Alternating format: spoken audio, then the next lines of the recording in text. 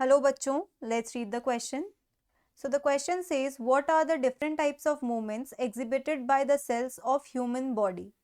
तो हमें इस क्वेश्चन में बताना है कि हमारी बॉडी में जो सेल्स होते हैं वो कौन कौन से different types of movement undergo कर सकते हैं.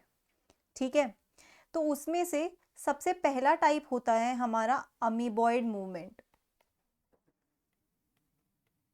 अमीबॉइड मूवमेंट, इस मूवमेंट में क्या होता है कि जो बॉडी के सेल्स हैं वो अपना स्ट्रक्चरल चेंज कर करके मूव करते हैं, अमीबा की तरह मूव करते हैं. मतलब बॉडी में जो सेल्स है वो कुछ सूडोपोडिया लाइक स्ट्रक्चर्स की मदद से आगे आगे को मूव कर पाते हैं, तो उसे कहते हैं हम अमीबॉइड मूवमेंट. फॉर एग्जाम्पल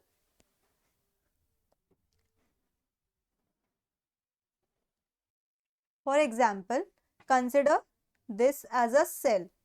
तो ये क्या करता है, अपनी कुछ सूडोपोडिया रिलीज करता है एंड आगे की तरफ बढ़ जाता है ना. साइटोप्लाज्मिक एक्सटेंशंस बनाता है जिसे हम सूडोपोडिया कहते हैं. तो इस टाइप के मूवमेंट को हम कहते हैं अमीबॉइड मूवमेंट. अब ये अमीबॉइड मूवमेंट जो पर्टिकुलरली है कि किस टाइप के सेल्स दिखाते हैं, तो वो होते हैं हमारे WBCs, जिन्हें हम कहते हैं white blood cells, or we can say them as leukocytes. जो ल्यूकोसाइट्स होते हैं वो हमारे ट्रैवल करते हैं इस तरीके से through extension of pseudopodia. They show amoeboid movement. अब हमारा जो दूसरा टाइप का मूवमेंट आता है वो होता है सीलियरी मूवमेंट. अब सीलियरी मूवमेंट में क्या होता है, हमारी सीलिया लाइक स्ट्रक्चर्स प्रेजेंट होते हैं जो हेल्प करते हैं मूवमेंट में.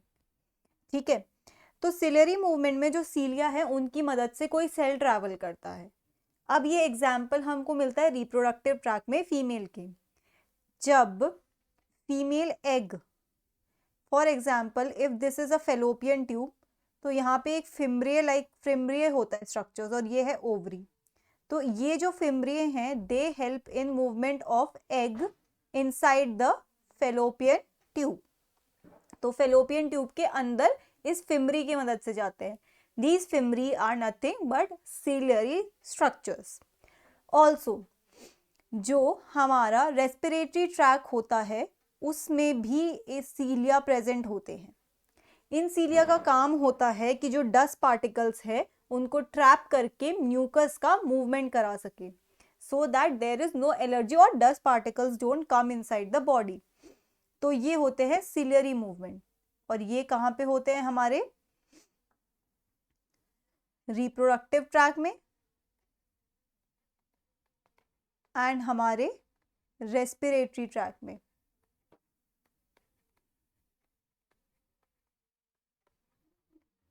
ओके, अब हमारा थर्ड टाइप का मूवमेंट आता है which is the major movement are muscular movements.